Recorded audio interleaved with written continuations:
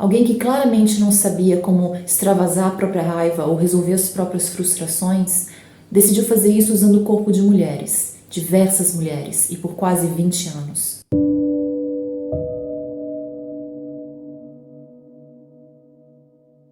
Oi, gente!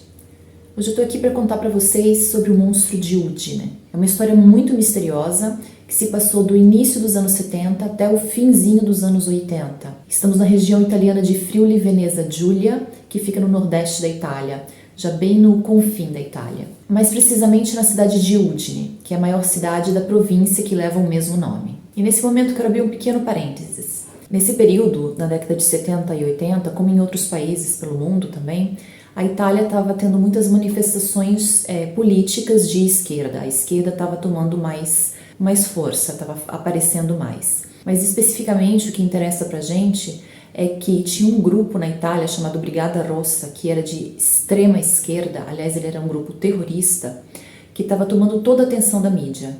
E esse é o principal motivo pelo qual a presença de um serial killer não recebeu a atenção que geralmente recebe. O dito monstro de Udine tem 3 características que são rapidamente individuadas. Ele ataca nos fins de semana, ele ataca em dias de chuva, sempre mulheres. Quase todas elas prostitutas. Seu rastro de sangue começa oficialmente no dia 21 de setembro de 1971, quando Irene Belletti é encontrada sem vida dentro do seu carro. Ela trabalhava com prostituição. O carro estava estacionado perto da estação central de Udine. Irene foi vítima de 7 facadas, concentradas no externo, nas costas e na parte de trás do seu pescoço. Irene era originária de Trevi, na província de Perugia, no centro da Itália, mas ela tinha se transferido para um bairro tranquilo e residencial de Udine já há bastante tempo. Pouco depois da meia-noite, uma ligação anônima é feita para um jornal local. A voz, sem nenhuma característica particular, sugere que um repórter vá até o Viale delle Ferriere, que é uma das ruas que circunda o centro histórico de Udine. A voz anônima também acrescenta que ali ele vai encontrar uma mulher sem vida com a garganta cortada. Essa região em volta do centro histórico e principalmente perto ali da estação é uma região conhecida naqueles tempos e até nos dias de hoje por ter bastante atividade relacionada com a prostituição. Mas apesar da ligação anônima, quem encontrou o corpo dessa mulher não foi um jornalista, não foi aquele repórter, e sim uma mulher chamada Fulvia Candotti, que também trabalhava com prostituição. As luzes internas do carro de Irene tinham sido deixadas acesas. Isso chamou a atenção de Fulvia, que se aproximou para ver o que estava acontecendo e imediatamente reconheceu a amiga morta. A polícia começa então a investigar. A pista de roubo, que é a primeira que eles pensam, é imediatamente descartada, visto que eles encontram dentro do carro a bolsa de Irene com todos os objetos dentro, não faltava nada, nem o dinheiro. Então eles passam a procurar entre os seus possíveis clientes, cafetões, outros colegas de profissão, os moradores de rua. Eles estão procurando desesperadamente uma testemunha. Mas a parte de uma pessoa que foi considerada suspeita por um curto período de tempo e foi inocentada rapidamente, a polícia não tem nada. A identidade do assassino e de quem fez a ligação anônima para o jornal não é descoberta. No dia 6 de novembro de 1972, ou seja, um pouco mais de um ano depois do primeiro crime, o jornal anuncia que foi encontrado o corpo de uma mulher de 52 anos, chamada Elsa Moruzzi. Elsa foi encontrada no seu apartamento com o crânio afundado e sinais claros de estrangulamento. As investigações desse crime também não levam nada de concreto. E na época, devido à modalidade desse ataque, ele não foi conectado de maneira nenhuma ao primeiro e infelizmente não será ainda aos sucessivos. Infelizmente, a mesma sorte teve Eugenia Tilling, que em dezembro de 1975 foi encontrada sem vida, bem 3 anos depois do segundo homicídio. A causa da morte foram facadas no pescoço. Não existe nada ainda que ligue os casos uns aos outros e esse também fica sem solução. No ano de 1976, um terremoto atinge toda a região norte de Udine. Com uma magnitude de 6,5, provoca quase 1000 mortes. E enquanto toda a região está ainda se restabelecendo desta catástrofe, no dia 21 de setembro, o corpo sem vida de Maria Luísa Bernardo, de 26 anos, esfaqueada 22 vezes, é encontrado num campo de grãos, na cidade de Moruzzo, uma cidadezinha que fica a 12 quilômetros de Udine, fazendo sempre parte da mesma província. Maria Luísa nasce em Cividade, sempre na mesma província. Mas ela se muda para Udine com um marido que é inválido e necessita de tratamentos. Ela tem 2 filhos bem pequenos e muita dificuldade de sustentar a família. E assim ela acaba trabalhando com prostituição. O seu ponto habitual é numa ruazinha que fica muito perto da estação central de Udine. E também relativamente perto aonde 5 anos atrás foi encontrado o corpo de Irene, a primeira vítima. Agora sim, as circunstâncias, como por exemplo o endereço dos crimes, a modalidade do crime, como a arma usada, e o perfil das vítimas, que são mulheres e prostitutas, começa a sugerir a ideia para os investigadores de que os crimes têm alguma conexão entre eles, mas só o primeiro, de Irene, e o último agora. Chega o dia 3 de outubro de 1979, são já passados bem 8 anos do primeiro crime. É encontrado o corpo sem vida de Jacqueline Breckbühler, morta com 10 facadas, não muito longe do centro histórico de Udine. Jacqueline era francesa, tinha se mudado para Udine 2 anos antes, era casada com um caminhoneiro ali da região que estava na prisão. Ele estava inclusive preso quando ela foi morta. E ela era uma assídua frequentadora de bares, de restaurantes, comprava bastante, era péssima para gerenciar dinheiro, então ela acabou meio que falindo. Ela, sem encontrar muitos modos ali de como se sustentar, ela acabou entrando na prostituição, mas ela tinha apenas alguns clientes ocasionais. Apesar da semelhança do modus operandi e do perfil da vítima, que trabalhava com prostituição, esse caso nunca foi atribuído ao monstro de Udine, não oficialmente. Nesse momento, as vítimas são já 5 no total, e a ideia da presença de um serial killer começa a se formar entre os habitantes de Udine.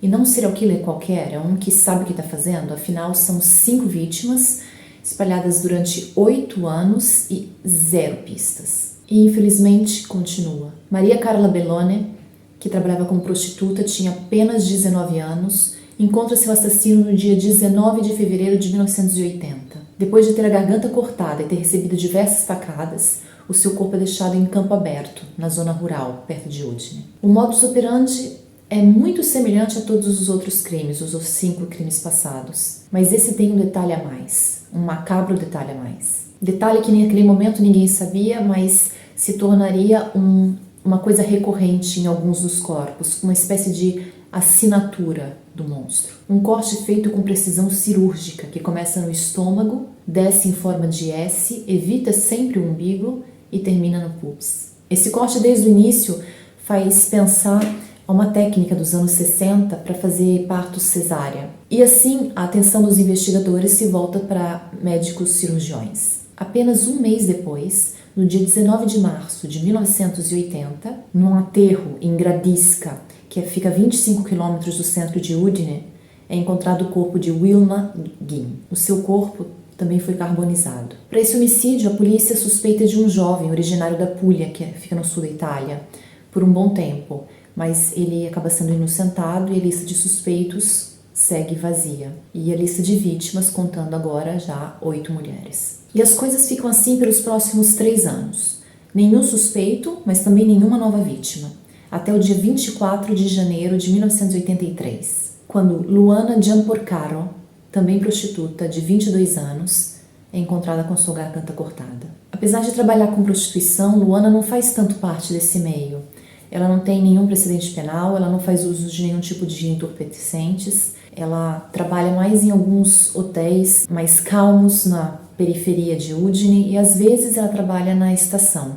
Ela trabalha ali na região da estação só quando ela infelizmente precisa dormir ali. Um trabalhador de uma fábrica que estava levando sua filha para a escola foi quem encontra o corpo. Ela estava abandonada numa plantação de milho que ficava atrás de uma fábrica. A sua garganta tinha sido cortada de uma orelha até a outra. E Luana também tinha um grande corte em forma de S no abdômen, exatamente como Maria Carla Bellone. E chega a vez de Maria Bukovas. Ela tem 44 anos, é separada e mãe de 4 filhos. Depois do divórcio, a guarda dos filhos fica com o pai deles, mas ela é bem presente na vida deles. Maria chega a viver por algum tempo com um outro homem. Eles moram em uma das casas populares, aquelas do governo.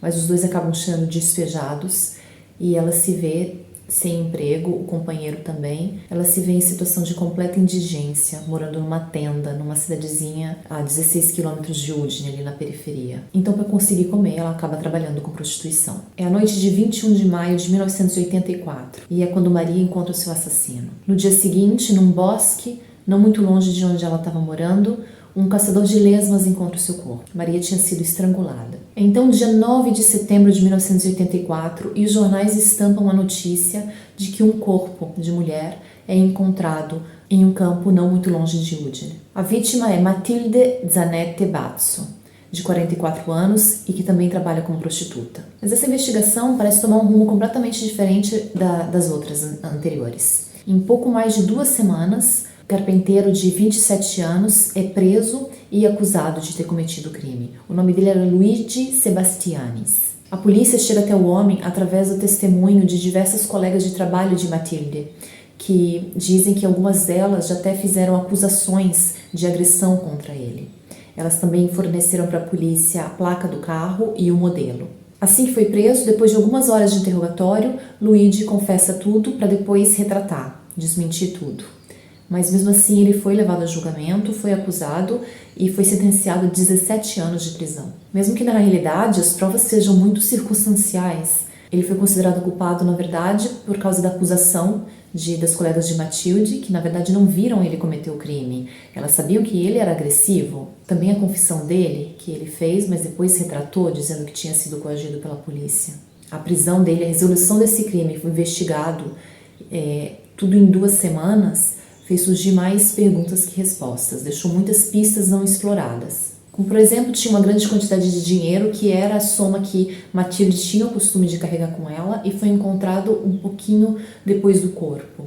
Já um pouquinho mais distante foram encontrados os óculos dela, já chegando quase na rodovia, já que ela estava no campo. Tem também a posição do seu corpo, que estava quase desvestida, numa posição que remetia a um ato sexual, apesar de não ter sido encontrado nenhum indício de relacionamento íntimo durante a perícia. Fato é que a polícia, que com certeza estava sob uma grande pressão, começou não só a não conectar os casos novos com os casos antigos, conectar um caso com o outro, mas também começou a querer fechar os casos agora muito rapidamente, sem investigar. E no dia 29 de dezembro de 1984 é a vez de Stoyanka Joksimovic, de 42 anos. Ela era nascida na Iugoslávia, mas morava em Udine já há um pouco mais de 10 anos. Ela morava com seu filho de 8 anos de idade, por quem ela era a única responsável. Stoyanka foi encontrada estrangulada perto de um aterro na periferia da cidade, provavelmente com uma meia calça que não foi encontrada no local do crime. Foram encontradas também diversas feridas de arma de corte por todo o seu corpo, mas feridas bem superficiais. Passam-se 3 meses, o dia 3 de março de 1985 é muito chuvoso e infelizmente agora é a hora de Aurélia Januszkiewicz, uma mulher francesa de 42 anos. Tendo ficado órfã quando não havia nem 2 anos de idade, Aurélia teve uma vida muito, muito difícil, inclusive com problemas psiquiátricos. Ela chegou a ser internada no Hospital Psiquiátrico de Udine diversas vezes. Ela trabalhava já há muito tempo com prostituição e o ponto principal dela era perto da estação de Udine, como várias das outras vítimas. Seu corpo é encontrado por um passante numa ruazinha de uma cidade bem pequenininha, rural, debaixo de uma fileira de pés de amora. E no seu abdômen é encontrado um corte perfeito em forma de S. E agora vamos fazer um grande salto, de 1985 até 1989, num dia muito chuvoso também, 25 de fevereiro, que é quando a professora Marina Lepre, de 40 anos, é encontrada morta, com um profundo corte na garganta. Ela é encontrada na periferia norte da cidade, perto de um riacho, por um homem que corria. Marina é separada e mora com a sua filha, Fedra, de apenas 9 anos. Ela vem de uma boa família, ela conseguiu uma boa educação e apenas terminando de se formar, ela conseguiu trabalho numa agência de seguros, para depois começar a trabalhar também como professora. Marina se casa, mas devido às prolongadas ausências do marido, geralmente por trabalho, geralmente no exterior, eles acabam se separando. E esse fato é bastante duro para ela, acaba afundando ela um pouco mais num problema que ela tinha já desde o parto, a depressão. Depressão que tinha já como consequência um problema que também é agravado, que é o alcoolismo. Durante as investigações, a polícia encontra testemunhas que colocam Marina naquela noite no pronto-socorro do hospital de Udine. Ela estava tratando uma ferida que ela tinha feito no queixo. Ela estava sozinha. Algumas outras testemunhas, na mesma noite, veem também ela entrando num carro da marca Fiat na estação de Udine. E depois disso, infelizmente, a próxima vez que ela é vista já é quando o seu corpo é encontrado, na manhã seguinte. Marina é encontrada com a garganta cortada, com marcas de um instrumento de corte pelo corpo e com um grande S cortado no seu abdômen. Na manhã que Marina é encontrada, assim que o corpo dela é levado para o médico legal, os investigadores, perícia, policiais passam diversas horas no local. Eles vasculham muito bem a área. Mesmo assim, 2 policiais parceiros, depois do turno deles de trabalho naquele dia, decidem ir no local onde o corpo foi encontrado para tentar encontrar alguma outra pista. A ideia de voltar ali foi de Eddie Sanson. O policial naquela manhã foi um dos que respondeu ao local quando encontraram o corpo, e assim que ele viu o estado do corpo, ele pensou imediatamente que o monstro tinha voltado. Com aquela tensão ali, ele convenceu o parceiro dele e os 2 voltaram ao local depois do horário de trabalho. Eles chegaram ali e estava já quase escurecendo. Bom, assim que eles chegam ali, eles começam a olhar ao redor e depois de pouquíssimos minutos eles começam a ouvir uma voz. Uma voz em estado meio alterado, parece que está gritando. Eles não sabem muito bem de onde vem, eles ficam quietos, começam a escutar e percebem que a voz fica do outro lado do campo e parece vir de uma igreja, a igreja de São Bernardo. Sabendo que tem aquela igreja ali, eles se dirigem ali. E realmente, cada vez que eles se aproximam mais, a voz fica mais clara, fica mais alta. Eles chegam ali e se deparam com um homem sozinho, por volta dos 60 anos, e num estado claramente de confusão mental. Ele está olhando para o céu, ele está se dirigindo ao céu, está gritando com o céu. Os policiais, com muita cautela, mas também com bastante gentileza, se aproximam dele, tentam acalmar ele e querem saber quem ele é, oferecendo para levar ele para casa, para dar uma carona para ele. Bom, assim que o homem dá o nome para eles fazem um controle rápido com um rádio e descobrem que se trata de um ginecologista de Udine que, por algum motivo, nunca chegou a exercer a profissão. Eles, assim, conseguem um endereço, levam o homem até aquela casa e assim que eles batem na porta, abre um homem bastante mais novo do que aquele senhor, que se identifica como o irmão mais novo. Bom, o homem mais novo agradece os policiais, se desculpa muito, dizendo que o irmão dele não está nada bem, que o irmão dele sofre com alucinações, agradece mais uma vez e começa a levar o irmão para os seus aposentos, para o quarto dele, quando os policiais pedem para dar uma olhada na casa para ver se vai tudo bem, como um favor. O homem muda completamente de comportamento.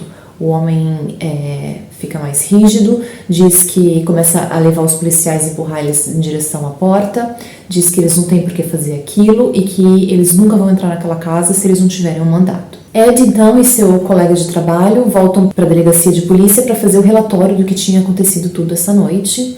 E, infelizmente, o que os 2 diligentes policiais esperavam não acontece. O médico não é nunca entrevistado, nunca. A casa não é vasculhada, nenhum mandato é obtido para nada e não é feita nenhuma ligação nem desse episódio com um dos assassinatos. Bom, mas alguém estava prestando atenção, mesmo que a gente não saiba quem, talvez o representante legal de alguma das famílias.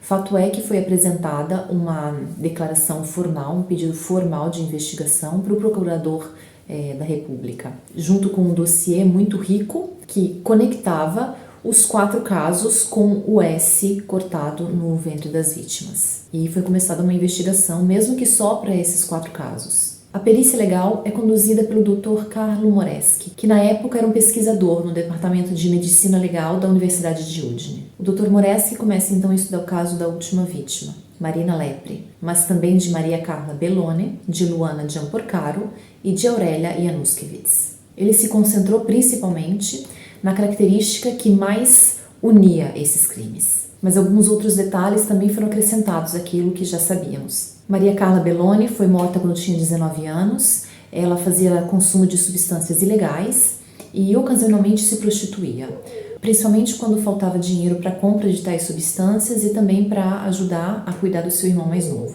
Ela foi morta com um único corte na garganta, de orelha a orelha. O crime é cometido em 16 de fevereiro de 1980 e o seu corpo é deixado num bosque numa cidade rural, pouco perto de Udine. O corpo apresenta um longo corte do peito até a virilha, sem hesitações, e que salta o umbigo. Um dos comentários que o legista deixou no documento feito por ele, depois de controlar a autópsia, foi que o corte era muito semelhante àqueles feitos em dissecações anatômicas. 3 anos depois, no dia 24 de janeiro de 1983, é morta a prostituta Luana Gianporcaro. Ela tinha 22 anos na época. Seu corpo também é deixado na zona rural de Udine, num campo de milho, mais especificamente. E ela também teve a garganta cortada. E no seu corpo existem 2 longos cortes, que vão do peito até a pubis, excluindo o umbigo, em forma de S. Já Aurélia Januszkiewicz morre no dia 3 de março de 1985. É uma prostituta francesa de 42 anos,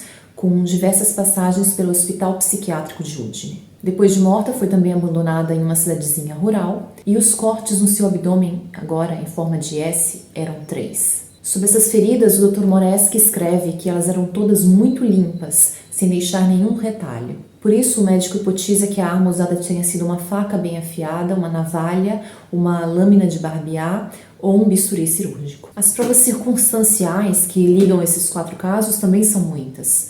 Os 4 crimes aconteceram durante o inverno, durante o fim de semana e durante a noite, sempre muito chuvosa. Todas elas tiveram a garganta cortada e nenhuma delas tinha sinais de defesa. Também não foram encontrados sinais de relações íntimas. O médico legal conclui então que nos corpos tinham sinais suficientes para considerar que a mesma pessoa tenha sido a autora dos 4 crimes. Bom, essa pesquisa do médico legal, tentando conectar as 4 vítimas com o S cortado, começou mais ou menos no ano de 1990, que foi um ano depois da última vítima, Marina. Só que não estava junto com a investigação policial. Enquanto ele tirava suas conclusões, o médico legal, a polícia, sem nenhuma pista para andar avante, arquivou os casos. Então, quando os resultados finais saem, a investigação já tá fechada, já virou um cold case para eles. Até 5 anos depois, quando em 13 de dezembro de 1995 é feito um pedido oficial para novamente reabrir os casos e a investigação é reaberta no ano seguinte, 1996 já. Ou seja, bem 7 anos depois da última vítima. Bom, para começar, o tal ginecologista que pedia perdão a Deus é finalmente investigado e um mandado para vasculhar sua casa é emitido. Bom, em relação a por que ele estava ali, ele diz que ele odeia com todas as suas forças o tráfico nas estradas principais, então ele usa sempre as estradas rurais. Em relação à conexão dele com alguma das mulheres ou com a última vítima, ele diz que ele não frequenta mulheres. A casa que ele divide com o irmão é vasculhada e a polícia encontra, meio que sem esperar, porque já passou bastante tempo, 7 anos, mas encontra traços de sangue na banheira. E a polícia também apreende ali, leva para análise, um kit cirúrgico, faltando o bisturi. Outro detalhe também é que na casa foi encontrado um armário cheio de roupas femininas, mas os irmãos explicaram que eram da mãe falecida deles. Foi descoberto também que o médico nunca pôde exercer sua profissão por causa de problemas psíquicos. E que para se manter ele sempre fez uma série de trabalhos ocasionais. Um desses trabalhos foi como garçom, de 1975 a 1978, durante 3 anos então, num restaurante ali da região. Um restaurante onde as pessoas se lembravam bem dele e tinha uma história muito interessante para contar. Bom, naquele período o dono do restaurante começou a ter problemas com o sumiço de toalhas de mesa. Várias, sempre, quase todos os dias. Um belo dia, uma das funcionárias, vendo que ela estava fazendo o fechamento com o nosso doutor, e ela viu que ele pegou uma toalha e saiu da sala, sem nenhuma explicação, e ela viu que os modos dele estavam meio estranhos, ela seguiu ele, curiosa. Ela viu que ele foi num lugar meio isolado, ele estendeu no chão essa toalha, pegou um bisturi e começou a seguir cortando os desenhos que tinham na toalha, como se fosse uma operação cirúrgica, como se ele estivesse fazendo de conta que estava fazendo uma cirurgia na toalha. Bom, nesse ponto, os investigadores começam a se interessar ainda mais pelo médico e resolvem controlar as ligações feitas na casa do médico e interceptam uma ligação extremamente curiosa ou inquietante. entre o irmão mais novo do médico e uma amiga de família. O irmão mais novo, a um certo ponto, diz que ele estava bem estressado porque ele teve que trancar a chave, o irmão, dentro do quarto. A amiga acha estranho, pergunta por quê, meio preocupada. Ao que o irmão mais novo responde: não, é porque estava chovendo e era lua cheia. Ele fica extremamente agitado. Bom, mesmo com todas essas histórias curiosas, estranhas, coincidências, fato é que é tudo circunstancial e a investigação vem novamente arquivada. Bom, e os casos continuam arquivados até que a advogada que representa as famílias de Maria Clara e Maria Luísa vai vasculhar nos arquivos da polícia, já tudo empoeirado, cheio de mofo, como diz ela, e encontra 2 itens muito interessantes. Depois de encontrar esses itens, ela consegue convencer o procurador a reabrir os casos. O que ela encontra é um preservativo e alguns cabelos no arquivo de Maria Luísa Bernardo e uma bituca de cigarro no arquivo de Maria Carla Belloni.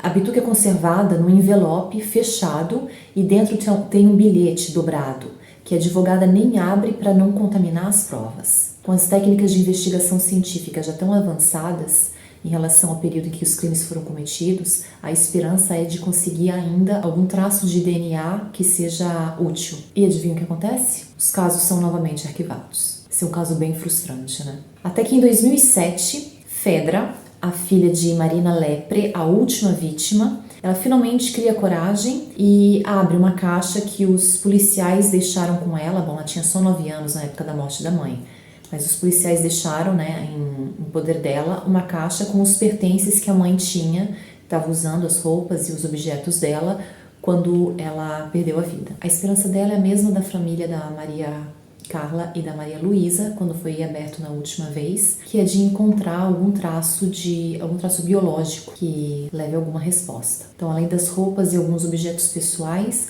tinha principalmente um fular, que é onde eles depositam maior esperança de encontrar algum traço. Não fica muito bem explicado por quê. Eu pensei que talvez fosse uma coisa que eles acreditassem que o assassino podia ter usado contra a vítima, o seu próprio fular. Bom, Fedra contata então a produção de um programa de TV italiano muito famoso, muito popular, que eu já comentei aqui em alguns outros casos, que se chama Chi l'ha visto, significa quem a viu ou quem ouviu. É um programa que funciona de verdade. Tem casos que está sendo rodado ao vivo, a pessoa que está sendo procurada já há anos liga ali para o programa. Tem casos de assassinos que tem essa coisa de fazer ligações anônimas para a polícia e ligam ali para o repórter durante o programa, ao vivo. Então é um programa com bastante resultados. E como é visto por muita gente, tem uma audiência gigante, sempre tem aquela possibilidade de alguém que sabe alguma coisa resolver ligar ali para ir falar com a produção. Talvez até alguém que não tenha coragem de falar com a polícia, as pessoas se sentem mais à vontade. Fato é que, vendo tantos desses casos, eu entendo que as pessoas, as famílias, como nesse caso a Fedra, procurem a produção do programa. Não é para querer aparecer nem nada disso, não. É porque funciona de verdade. Bom, o programa aceita o pedido de Fedra e aponta seus refletores sobre o caso de Marina novamente e, consequentemente, sobre o monstro e os seus outros crimes. E juntos eles conseguem convencer a Procuradoria a reabrir novamente o caso, pelo menos o caso de Marina, considerando os objetos de Marina como novas pistas a serem investigadas. Como eu disse, o programa funciona mesmo. Bom, na caixa com os pertences de Marina, Fedra encontrou também um chaveiro. Esse chaveiro tem 2 chaves e ele foi encontrado dentro do punho fechado de Marina na hora da sua morte, ou quando o corpo foi deixado ali. A filha não reconhece aquele chaveiro e ela tenta em todas as fechaduras possíveis e imagináveis, mas aquelas chaves não abrem nada na casa dela. Bom, depois de tentar em todas as fechaduras, Fedra leva esse chaveiro para a polícia, conta a história e os policiais hipotizam que talvez Marina tenha arrancado isso do seu assassino e na adrenalina ali da hora ele nem percebeu e tenha ficado fechado ali na mão dela.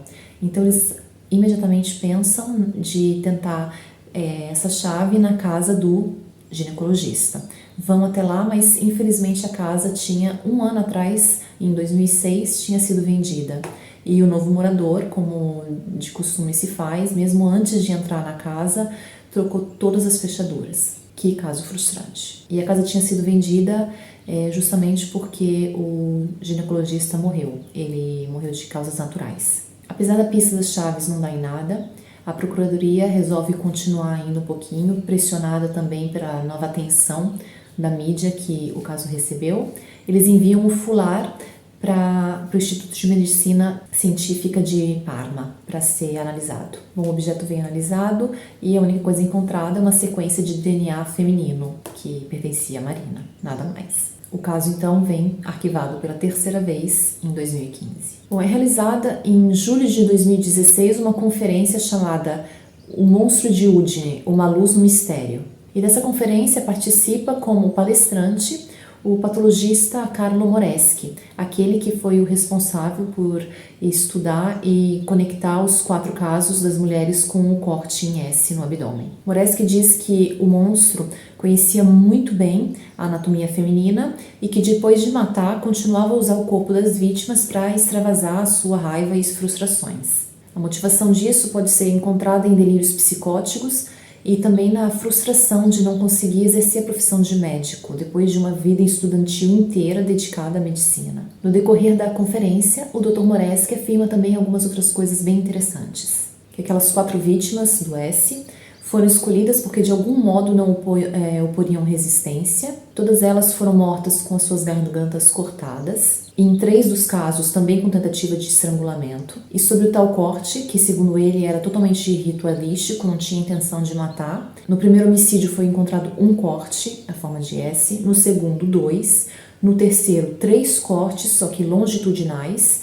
E no quarto caso, e último, também 3 cortes, só que de transversal. E ele diz também que em cada caso, em todos os 4 casos, a ferida era tão limpa porque elas foram cauterizadas com uma lâmina quente. O que me deixou horrorizada, porque eu não achei nada sobre isso, mas eu fiquei pensando que talvez porque elas estivessem vivas quando foi feito. Bom, de qualquer maneira, esses são detalhes, não todos eles tinham sido revelados para a mídia e só a polícia sabia, e mesmo assim eles foram repetidos nos 4 casos. Ou seja, pelo menos esses 4 casos são sim obra de uma mesma pessoa. Uma outra coisa que eu também achei interessante é o fato que, falando da frustração de não poder exercer a medicina, o Dr. Moreschi deixou claro a opinião dele, que é que o ginecologista era sim o culpado por esses 4 homicídios, pelo menos. Durante a conferência, eles também fazem um estudo psicológico, e o perfil psicológico dado ao monstro é que ele é um narcisista patológico, misógino com delírios pseudomísticos e que por isso extravasa sua raiva contra mulheres, em uma evidente transferência do ato que ele comete durante os crimes com um relacionamento íntimo. Ou seja, por quase 20 anos pelas ruas de Udine se escondia um assassino que mirava mulheres sozinhas, marginalizadas e até invisíveis para muitos. Durante todo esse tempo, muita gente indignada se perguntou como teriam sido as investigações se essas mulheres, em vez de marginalizadas, fossem esposas, fossem filhas de famílias consideradas, porque têm dinheiro, porque são importantes, porque são vistas. Se, obviamente, as autoridades, de um lado, não respondem a essas perguntas e reflexões, do outro tem os extremistas, que acreditam até numa operação secreta para fazer a limpeza das ruas de Udine. E tem também os loucos, é a única definição, que levam essa teoria de limpeza da cidade ao completo extremo. Ou seja, aproveitando esses boatos, foram impressos folhetos com o nome, sobrenome, endereço e a fotografia de uma pessoa, um profissional, uma pessoa normal, uma pessoa de bem, sendo indicada ali ou acusada de ser homossexual e convidando a população de Udine a agir contra isso, para ajudar a continuar a limpeza da cidade, dessa vergonha. Assinado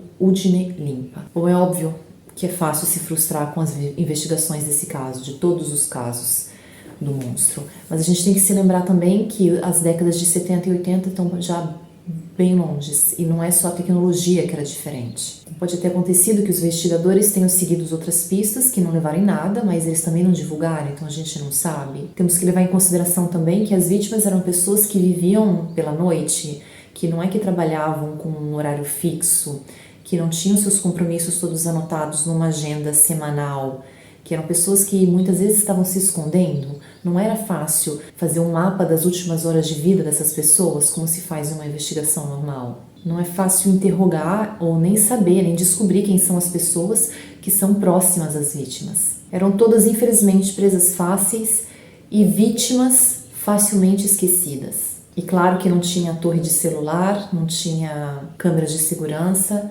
espalhadas por todos os lugares, por isso a polícia sempre declarou que eles fizeram o máximo possível com os recursos que eles tinham na época.